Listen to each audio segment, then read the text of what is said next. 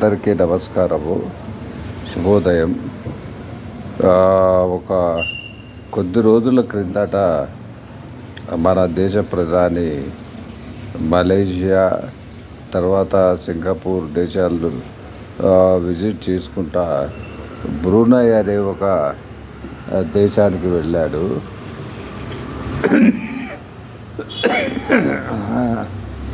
అయితే ఏంటంటే ఆ దేశము అత్యంత ధనిక దేశం, కానీ స్వేచ్ఛ తక్కువ.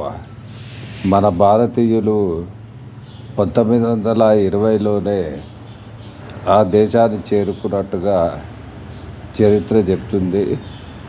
అయితే మెయిన్గా మన భారతీయులు ఏంటంటే అక్కడ విద్యా రంగాలలో సేవలు చేస్తున్నారట. అయితే అక్కడ వాళ్ళకు ప్రధానంగా వాళ్ళకుంటే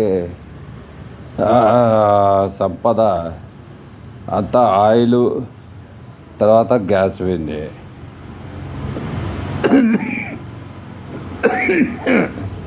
అయితే ఆ దేశంలో ఆ సుల్తాన్ను కలిసి మన మోదీ గారు పర్యటన చేశారు. అత్యంత గొప్ప స్వాగతం పలికారు బ్రూనై సుల్తాన్ గారు.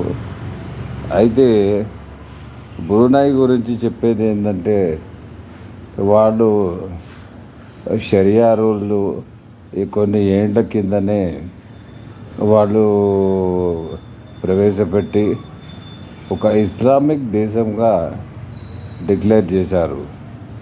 అక్కడి చట్టాలు, షరియా చట్టాలు చాలా స్ట్రిక్ట్. వేరే ఇస్లామిక్ దేశాల్లో ఉండొచ్చేమో కానీ అక్కడ ఉన్నంత అత్యధిక షరియా చట్టాలు లేవని, వేరే ఇస్లామిక్ దేశాల్లో లేవని అనుకోవచ్చు.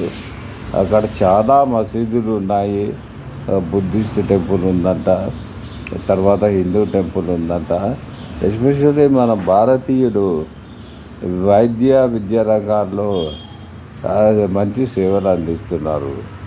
ఆ యొక్క దేశం యొక్క ప్రత్యేకత ఏంటంటే అక్కడ ఎవరైతే సంపాదిస్తారో జీతంగా కానీ, వ్యాపారం అంటే మన భారతీయులు చేయలేదండి.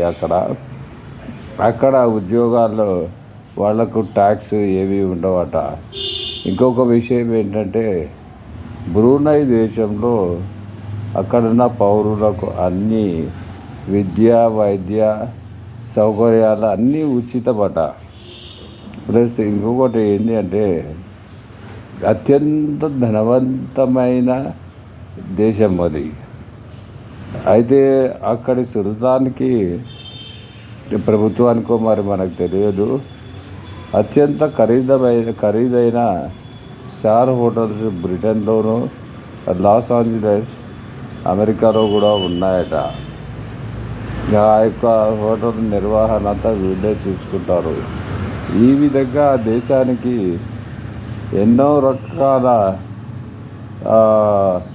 రెవెన్యూ ఉంది. అయితే అది చిన్న దేశం ఇది. అక్కడ మెయిన్గా ప్రధాన భాషలు మలయ్, తర్వాత ఎక్కువగా కొంచెం చైనీస్ భాష మాట్లాడతారేమో కానీ ఇంగ్లీష్ కూడా బాగానే మాట్లాడుతున్నారట. అయితే నాకు సంతోషకరమైంది ఏంటంటే భారతీయులు ఎక్కడ పోయినా కానీ ఉద్యోగ రంగాలలో వాళ్ళు వాళ్ళ ప్రతిభను చూపుతూ ఆ దేశానికి సేవలు చేస్తూ వాళ్ళ జీవనోపాధిని సంపాదించుకుంటున్నారు. ఎక్కడికి వెళ్ళి మా మత సిద్ధాంతాల ప్రకారము ఇటువంటి చట్టాలు కావాలని ఎక్కడ అడగలేదు.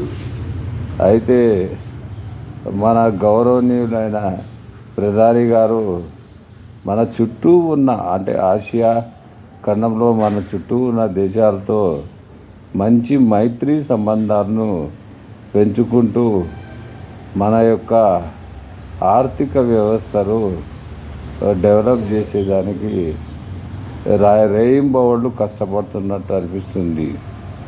కాబట్టి మన భారతీయులు ఈ విధంగా ఈ ఇటువంటి చిన్న చిన్న దేశాలు ఉన్నట్టుగా చాలామందికి తెలియదు. తెలుసుకొని అక్కడికి పోయి మెయిన్గా వైద్య విద్యా రంగాల్లో రాణించాలని కోరుకుంటున్నాను. జై హింద్, జై భారత్. భారతీయులకు అంత శక్తి తెలివితేటలు ఉన్నాయని నేను అనుకుంటున్నాను. జై హింద్, జై భారత్.